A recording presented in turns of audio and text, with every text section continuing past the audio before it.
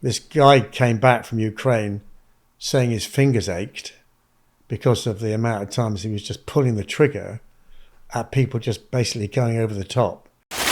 The video footage shows a bomb going in, and you can just see the bomb coming in the bottom left of the bridge there. Yeah. Initially, I thought that was a fighter jet delivering it, but when you look at the geography, it's very unlikely in Ukraine fighter jets always straying so close to the border and over Russian territory. So it's a couple of Ukraine jets had been shot down over Russia. Ukraine is inside Russia. First question is it an incursion, which sounds politically correct, or is it actually an invasion? Second question is, everything seems to have halted after the blowing up of 3 bridges. So what's the consequences or the reason for that? And the really big question is, what the hell is going on inside Putin's head? There's a lot in that, isn't there? Going back, invasion, incursion. Invasion is sort of with an intent, I guess, to remain. And Ukraine has made really clear that actually it does not aim to hold the ground there. What actually President Zelensky's not been forthcoming about is exactly what the intent of this operation is. So we're having to extrapolate a little bit. Now you can understand that this is an audacious act. By way of context, the US was a bit slow approving the 60 billion of aid. Russia decided to capitalise, get on the front foot early. They've been grinding away at the front line in the Donbass ever since, losing a lot of people, but my goodness, they are making progress. And Ukraine needed to do something to change the story, to gain the initiative, get momentum. And that's what they've done. It looks likely the initial push was about 1,000 soldiers and about 20 tanks. That's what we understand. But we also understand they met very little resistance. A few conscripts and a few non-military folk, and they swept that aside because the Ukrainians were battle-hardened troops. We understand there may be up to 10 times as many troops involved now. Who knows how many tanks? On Ukraine's side. On Ukraine's side, yeah. And they pushed away. And this now the question then is, how far are they going to go? And I think what was interesting this last week, bridge by bridge, 3 bridges, will show a map of the area, but they're all over the same river. They're all relatively close together. And from a military perspective, if you were going to expand, you wouldn't blow the bridges because it makes life more difficult for you. The video footage shows a bomb going in, and you can just see the bomb coming in the bottom left of the bridge there. Yeah. Initially, I thought that was a fighter jet delivering it, but when you look at the geography, it's very unlikely in Ukraine fighter jets always straying so close to the border and over Russian territory. So it's probably an ATACMS or a Storm Shadow missile. These bridges, vital resupply lines for Russia, for the people, for their effort on the ground. But this is in strategic terms, is a very small incursion by Ukraine. Yes, it's over 1,000 square kilometres, but in grand strategic terms, it's relatively small. What you'd blow the bridges is to stop Russia reinforcing. So it implies that Ukraine have gone about as far as they want to and probably going to dig in around that area. But we still don't know exactly what the intent was. But what's the benefit of hunkering down? Well, so again, I would reiterate, I'm speculating now, but President Putin has always labelled himself as Mr. Security, and he's always been fed a line to the Russian population about what's going on, which doesn't, and he's talked about liberating towns and villages in Ukraine, helping them be denazified. He's controlled the narrative. He doesn't control the narrative in the areas of Kursk where Ukraine forces have gone in, and there is reports between 120 and potentially 200,000 people Russians have had to be evacuated from the region. They will talk. They will be talking to their families. That impact, President Putin can't cover that up easily. There's just too many people. And I suspect what the narrative here was, Ukraine was hoping that this would gradually undermine President Putin's position. And there have been some Russian online bloggers who sounded very downbeat about Russia's prospects following overall. This. Overall, which might have been music to the ear. I think the problem is with this, though, it all depended on what President Putin did. And to date, not much. Not much. No. It's a little bit weird. As somebody who, looks at all this stuff from the outside, it's a little bit weird because if you're going to mount an attack, I do know enough to know that if you're going to mount an attack, there's a whole load of things you need to prepare. You got all the stuff at the front, the tanks, the people, and so on, getting all that there. Then you got all the supply lines to keep it going over a period of time. Even a few weeks, very expensive. All that's totally visible. So Putin must have known this was going to happen, and yet apparently did nothing about it. Well, I think there's a couple of interesting points here. One of which is your point being it takes a lot of planning for these things to work. Identifying where, identifying how far. You don't wake up one morning and go, let's go in. You've got to have an idea of how you're going to reinforce, how you're going to flow those logistics support. Because as soon as you go in, you're incredibly vulnerable to counterattack. As it turned out, that was an intelligence-led operation. So undoubtedly, the West was providing intelligence to help inform where you go in. It was a masterstroke that actually Ukraine was able to do it, apparently without Russia really knowing what was going on, and were able to capitalize. The trouble is at the moment, if Putin had reacted and said, right, I've got to ruthlessly get them out of there, I've got no choice. I've got to look after, number one priority of any leader is to protect the sovereign integrity of their land. So I've got to deal with that ruthlessly. And Ukraine was probably counting on him doing that. And therefore you'd have to take people away from the front line. We've not really seen much evidence. There does appear to be some evidence that he's been pulling people down from Kaliningrad, which is up near Lithuania, and potentially some Russian troops from Crimea. But we've not seen any let-up on the front line in the Donbass, particularly about Pokrovsk, which is one of the sort of frontline areas that's the next target. And the worry here, therefore, from Ukraine's perspective, is they've played their hand. They've used up a lot, as you say, of their limited resources, not just men, but also materiel, fuel, ammunition, food, logistics supply, trucks, etc. If that hasn't prompted a reaction from Putin, actually potentially leaves the front line more vulnerable. Yeah. And therefore it feels like at the moment that President Putin has gone, I can deal with that later. You're not going to stay there. You're going to be vulnerable. You're not going to be able to make that last long term. I'm going to capitalize on the fact that you've now taken away some of your resources, and I'm going to push even harder at the Donbass and capitalize.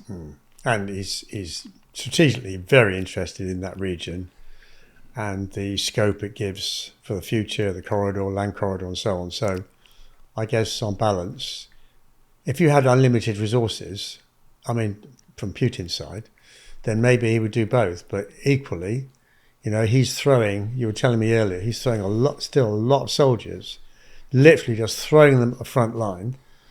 This guy came back from Ukraine saying his fingers ached because of the amount of times he was just pulling the trigger at people just basically going over the top. So he's still losing a lot of people, but that's obviously where his attention seems to be.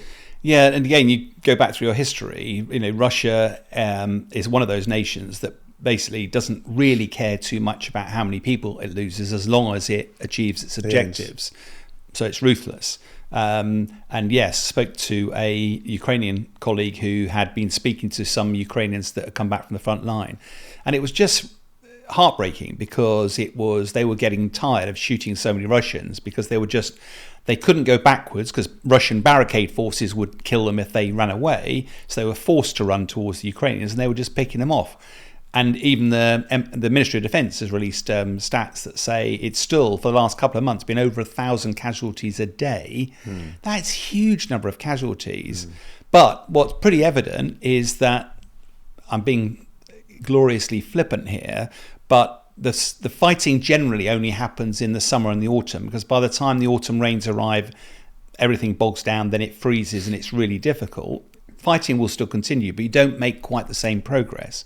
So there's a window of opportunity that Russia has clearly decided it is going to push very hard, get as far into the Donbass as it can in this period, and then at the end of that, when this fight consolidate its position and work out what it wants to do next. What's also going to happen at the end of the autumn period? The US presidential elections. And all of that, therefore, points towards, I suspect, Putin's just gone, I'm going to get as far as I can in this fighting season. I've been given a bit of a head start because Ukraine didn't have the weapons. It's a bit of an irritation that Ukraine's come into the Kursk region with this, invasion, incursion. But to be honest, I'm going to keep my focus on the front line, and that appears to be what's happening at the moment. Okay, well, you mentioned the American elections and the constant sort of upping the ante from Trump. So his latest one is very similar, which is if I'm elected, I will fix Russia-Ukraine within 24 hours. Now, we know he's given to being a sort of sharpshooter in the Wild West.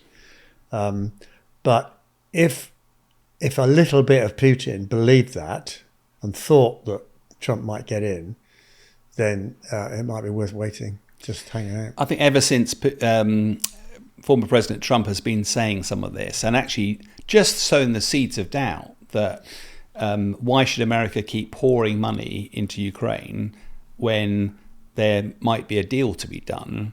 And we've talked about this before on the podcast. My nervousness is that, I'm sure America, with all its immense resources, could put a lot of pressure to bear on both sides in this war.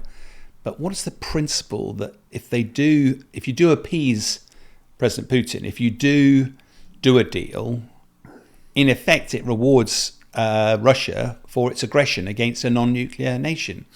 Where the hell does that leave global security? Where does it leave Taiwan? Where does it leave so many other countries, particularly in Africa, around some of the resources there that I think are potentially under threat if President Putin is to be rewarded in any way? So I get it. There's a lot of stuff being talked about in the US presidential elections. It has all sorts of implications for what America does next. But I think we've got to be quite careful about taking too literally what President Trump says at the moment. Let's see what happens if he gets into power. Okay, well, we're going to come on to, you mentioned the amount of financial resources that's been gifted to or given to Ukraine. In a second, we're going to come on and look at what else is happening in the EU in support of the conflict out there. But before we leave this one, I don't know whether it's connected, but I saw a clip of a film with a bit of narrative to say a couple of Ukraine jets had been shot down over Russia. I don't know whether it's to do with the incursion into Kursk, or even, is it true? Well, yeah, you and me both. I mean, I've been keeping a close tabs on what's been going on for this incursion. And particularly now the F-16s are apparently being used by Ukraine. When I heard that 2 jets had been shot down, I went, oh, here we go. Because President Putin had famously offered a big bounty to the first Russian to shoot one of these things down. I went online and did a bit of searching around, and I kept bumping into videos that showed these jets being downed. But actually, when you examine them and then looked below the video, it talked about that this isn't a real video. It's a computer-generated video using mixed reality, and there's loads of those out there. And I think one of the challenges is that because it's an incredibly sensitive operation, Ukraine will be keeping layers of secrecy around this for obvious reasons. People are filling that void. And there's some really talented people out in social media that can fiddle around with videos and the like and create a really compelling story. But it's not true. And it's only when you look at some of these videos with a former fighter pilot lens and you go, hang on a minute, that doesn't quite look right. And you do a bit of digging around in it and go, yes, I'm sure it gets a lot of views. I'm sure it gets a lot of hits. It doesn't make it right. But it spawns a whole mass of other commentary on social media. So, yeah, it's a really good example this week of something that I thought, but so far I have not found any evidence that that is true. Doesn't mean to say it didn't happen, but I can't find any evidence that it has. So, Sean, I get a bit confused because every week seems to change. People are on Zelensky's side. Next week he's complaining they're not on his side. We're allowing him to use weapons against Russia onto Russia's mainland. We're not allowed to. What exactly is the position? I know John Healey is saying we're very proud to still be committed to supporting Ukraine. What the hell is going on? Yeah, it's interesting. Only a few days ago, as we record, John Healey had burst into print at the weekend and social media that said, yeah, the Brits should be proud of all the And actually, why did he do that? He did it because the whole issue around Storm Shadow has suddenly reared its head a bit at the moment. Now, by way of background, when Ukraine was first invaded, there was a view of the West of, let's just see if Ukraine can survive. Then they did an amazingly heroic resistance against Russia, even though Russia piled in and took a lot of territory. And the West therefore started giving anti-tank weapons, defensive weapons. Then there was a talk about delivering tanks, wasn't there? And the UK Challenger 2 tanks lent into it. Eventually, Abrams and Leopard 2s were provided. Then there was a conversation about long-range missiles, and there was real concern by America. Yeah, we don't want missiles being used inside Russian territory. And there was an agreement they wouldn't be. Then there was, we can't even fighter jets. F-16s are now out there. So there's been a gradual ramping up. And up till now, the Brits have largely said to Zelensky, look, the weapons we give you, it's up to you how you use them, as long as they're in accordance with the law of armed conflict. The problem is now that Ukraine is operating on Russian territory, that has now got spooked some of the other countries. And the report suggests that America hasn't told the UK to change its policy, but has said there really ought to be consensus amongst the Brits, the French, the US, and apparently a couple of others about what's our policy about these long-range weapons. And one of the reasons it's come out, apparently, because this is all nuanced, this isn't black or white, is that President Putin wants to frame this conflict not as a conflict between Russia and Ukraine, but as a conflict between Russia and the West, Russia and NATO. And if Western weapons are now helping Ukrainians move further into Russian territory, that might trigger an escalation. And that's something that the West is paranoid about doing. The problem is, of course, President Zelensky's nightly address a couple of nights ago, he praised the Brits for their forward-leaning stance, but pleaded with the international community to stop putting restrictions on how he can use these weapons, particularly because he understands the implications of using these weapons deep inside Russia. But actually, if you're going to stop the Russian aircraft launching, you need to be able to target them at airfields hundreds of miles away. If you want to target factories, if you want to target oil facilities, logistics supply hubs, you can't literally restrict yourself to simply forward deployed units by Russia that are on Ukrainian soil. So it's a really interesting one. And Keir Starmer's come up for a bit of criticism for being sort of backward leaning on this. Yeah, actually, you do understand why this is a slightly sensitive topic, I think. Yeah, I think it's very easy for politicians to seek votes, and that makes them look a bit sort of squiffy occasionally. I think Keir Starmer's just got to have a position and stick with it, come what may. But Putin has said if it looks like NATO has actually attacked Russia itself, then I will use the ultimate. And that's a deterrent. And that's, I think, why this has a little bit more meaning. There's been lots of social media criticism this week about, look, West, man up. If only you'd provide the level of support you do today at the start of the conflict and not being worried about Putin's saber rattling, would Ukraine be in the pickle it is in today? If you subscribe to that, why are you now, Russia's been crying wolf every time, rattling that nuclear saber. But now that actually Russia's territorial integrity has been compromised, and there's been several times back over the last 2.5 years where Putin's been pretty clear that if Russia's territorial integrity was ever compromised, then everything's on the table, because he would not compromise Russian security for anything. Now, is that just saber rattling? Might well be. The irony is not lost on any of us that Putin's the one who launched this. He's devastated communities, caused millions of people to relocate, cost hundreds of thousands of lives, and destroyed, towns and cities across Ukraine. The fact that Ukraine has done a small incursion in return, would that be enough to trigger a nuclear conflict? Almost certainly not. But you can imagine why some of the leaders are just, let's be careful. And I think the point they were making is, there's lots of countries in NATO. Let's not let one of them operate autonomously and put all of us at risk. There really ought to be a degree of coherence about this. And I think that's where this line has come from. Personally, I think, Putin is not about to trigger a nuclear war. We've grey hairs, old enough and ugly enough, remember the Cuban Missile Crisis. There's lots of levels of escalation that can still happen. Just before my time, but in yours. I don't have the grey hair though. Well, hair envy. We keep going to hair envy, don't we? You've got grey hair all down here, haven't you? Oh, right, okay. Oh, yeah.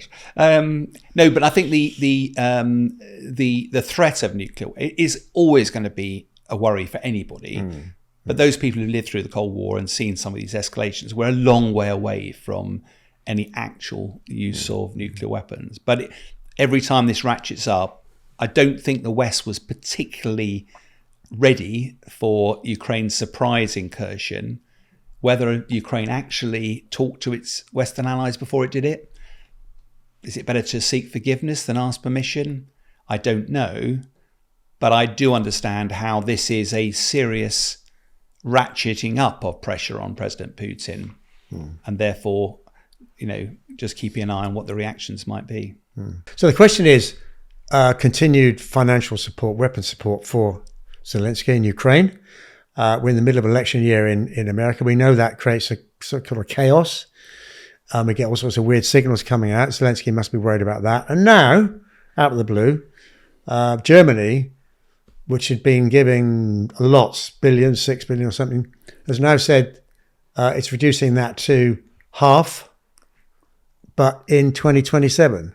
Two questions. Why the sudden drastic reduction? And secondly, 2027 is a long way away. Yeah, it's fascinating. It hit a lot of the headlines earlier on this week because Germany's been giving, I think it's 8 billion euros this last year. It's one of the biggest contributors. And they've talked about by 2027 going down to $500 million. In other words, only 6% of the level of commitment today. Now, inevitably, President Zelensky, it's very difficult to plan when you're feast and famine. And at the moment, remember the gap of the US funding, that 60 billion took a long time to get through. And that left a huge hole, which actually put Ukraine at disadvantage. What Ukraine needs is a degree of continuity. It needs a degree of planning, of planning ahead. And therefore, that's why it hit the headlines. The challenge, of course, is that, first of all, this is budget planning by Germany. The budget doesn't get approved till to November. They've got an election due next year in Germany. The whole issue of funding for Ukraine, as it is in every country, is slightly difficult. And the one thing that's cropped up in the last month that makes life very difficult for Germany, do you remember the Nord Stream pipeline getting blown up? I don't know the truth of what happened. Nobody can seem to find out who was responsible. Russia said they weren't. The West said they weren't. There's been a line running that actually Ukraine was responsible for it. Now, I can't prove either way, but there's been a lot of narrative from some informed sources that suggest that Ukraine did it. Now, Germany gets a lot of its natural gas from that Nord Stream pipeline.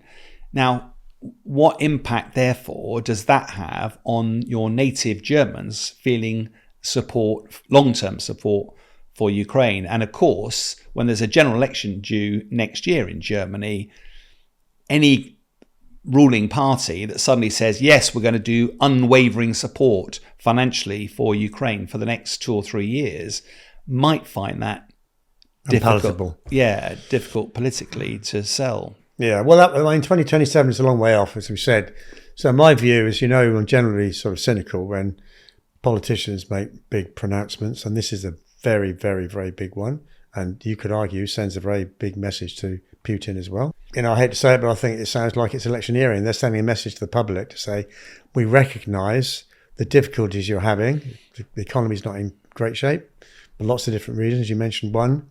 We want to send a message to the people that we are now prioritising your well-being against a country that's a long way off. There's also, because one thing you had to dig a bit further in the news to find was that, do you remember this issue about whether or not the West seizes Russian assets, effectively takes them to fund Ukraine's war? And there's been a lot of discussion. Uses the interest, but there's been a lot of discussion whether it was legal or not, and they eventually went not comfortable doing that. But taking the interest has been, they think that is legal, and they believe there's a 50 billion slug of money that, using that principle, can be provided to Ukraine. Therefore, in the context of how much support each individual nation in Europe provides versus, in other words, subsidized by this money, means that fewer resources from that country need to be found because they can use some of that frozen asset interest. So as long as the level of support that's provided to Ukraine doesn't waver, the numbers probably can make a lot of sense. But it's not just in Germany. To be fair, the US, we're talking regularly, there's an election coming up there in November. We're worried about what a change of administration might bring.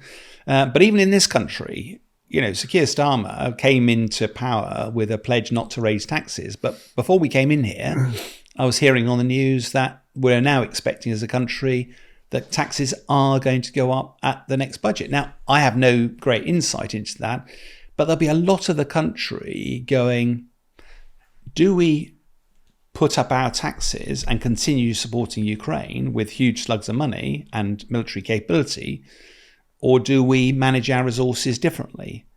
And I know where my leaning lies, but I do understand why a lot of the country might actually want to turn down support for Ukraine slightly, mindful that actually you've got to look after yourself first. Well, you're a husband and wife. You've got 2 or 3 kids. What's your first priority? Your first priority is to look after your family. And if that means making a choice between money to Ukraine or money to my family to put food on the table for my kids, then maybe they choose the latter. I mean, already Keir Starmer, in a sense, has broken a pledge on the winter fuel allowance. So if you're an old age pensioner with income over 11,000 per annum, which is nothing, then you might be asking a question about how am I going to heat my home? A lot of pensioners die in the winter in the UK. So there's some really tough choices that politically are very difficult, let alone the humanitarian factors, which we know, ultimately are critically important as well. No, I completely agree. And I think one of my frustrations as a former military guy is how do you make sure these are informed discussions? Before we came and started recording, we were talking about, the pre-World War II period where, we hoped we weren't going to go to war, but spending on defence doubled from 3% to 6% as an insurance policy. Unfortunately, it's not a binary world. We're not going to spend money on defence because it's not our war. We're going to spend 40% of our GDP on defence because we're at war. It's not that binary. And there are choices you can make along the way that might reduce the potential for that war to happen. That's part of what the Defence Review is doing at the moment. Because individually, I absolutely get the priority you would put around your family. But President Zelensky would probably also like to have that choice himself. And if war comes to your shores, you don't have that choice anymore. And that's the challenge, I think, around all of this. Do you help continuing support Ukraine to fight to stop Russian aggression continuing? Do we spend more money on defence and therefore it's got to come from somewhere else? It's a national conversation and your own individual circumstances are going to dictate how you feel about it. Sean, we have another ceasefire proposal on the table. America's Blinken has been over to Israel. Apparently, Israel, Netanyahu says yes. And apparently, Hamas is saying no. Underneath there's a lot of complexity hidden by what looks like the headlines. What do we think is actually going on? I've been involved with Sky since the start of the I think it's 7th of October, and we've seen a whole succession of false dawns when it comes to ceasefire. Antony Blinken, US Secretary of State, has been on his 9th visit to the region since the start of the war. He's been doing a massive amount of diplomacy here, clearly trying to get a deal over the line. The mood music of this most recent visit was incredibly positive. He was putting out some really positive sound bites. He was saying this is the best opportunity to get the hostages out. We're on the cusp of a deal. But he's now gone back.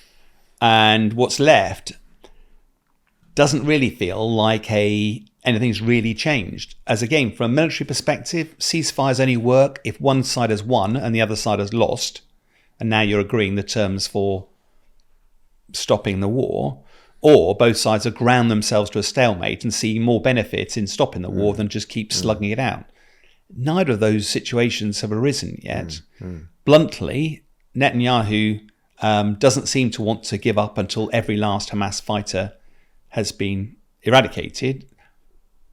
Whether that's realistic or not is not for me to judge, but it's clear his political survival within Israel stands on that. And on the Hamas side, Yahya Sinwar, now the boss of Hamas, somewhere in the tunnels underneath Gaza, until the Palestinian question is answered, they don't look likely to have a deal. And we're not hearing the detail of what this deal apparently is done. But unless those core requirements are met, 2 points on it, one of which is one of the requirements, for example, is the Philadelphia line, which is the border between Egypt and Gaza down to the south of the Gaza Strip. Israelis have said we have to have a military presence there. Why? Because that's exactly where Hamas has been getting loads of its weapons from, and Israel said it's non-negotiable. We have to stop weapons coming in and of course Hamas has said no, we're not going to do that. The other point I'd make is that early on in this conflict, America tried to play itself as the independent peace broker. What's been very evident over the last few weeks and months is that they can't play that anymore. They are clearly backing Israel, both with weapons and with support in the UN Security Council. It feels that if this is going to be pressured, if the two main players are going to be pressured into a deal, somehow you have to have, by all means, the US involved, but who's going to be the senior that's involved that supports the Hamas position or the Palestinian position? That feels like it should be a senior Arab leader playing the similar sort of role that President Biden is playing on behalf of the Israelis, so that at least you'd get a proper negotiation rather than America trying to play an independent negotiator when clearly it's not independent. And it feels like the ingredients just aren't there. The big worry here is why all this optimism coming out from Blinken? Well, we're only a couple of months away from an election. Joe Biden is out in terms of a candidate in November.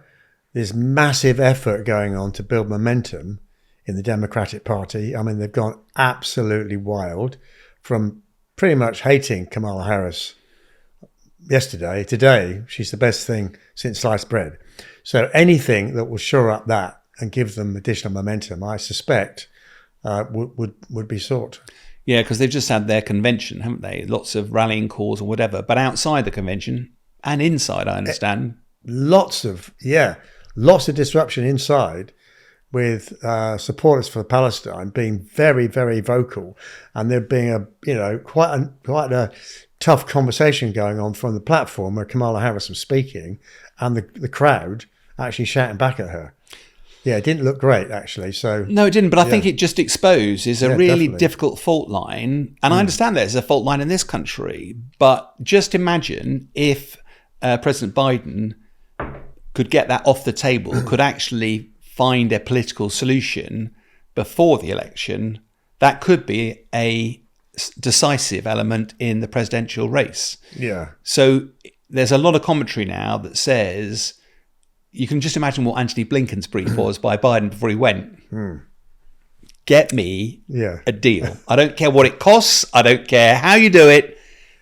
Get a deal on the table. You're very kind to them and politically correct. I can assure you, President Biden is not doing anything as part of this at all.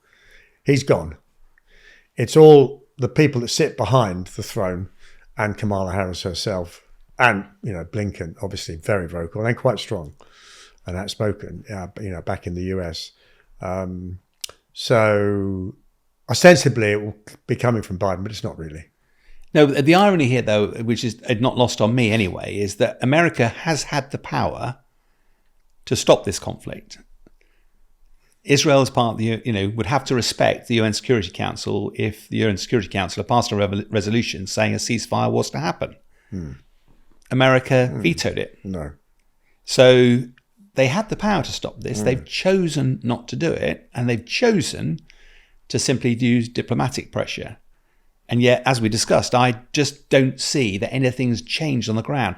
The one thing that is interesting that has changed is that, remember that attack on the 31st of July into Iran, when the then head of Hamas, Ismail Haniyeh, was killed. That embarrassed Iran. Iran hasn't responded yet to that. What Iran did say was, if you don't get a deal, we're going to respond.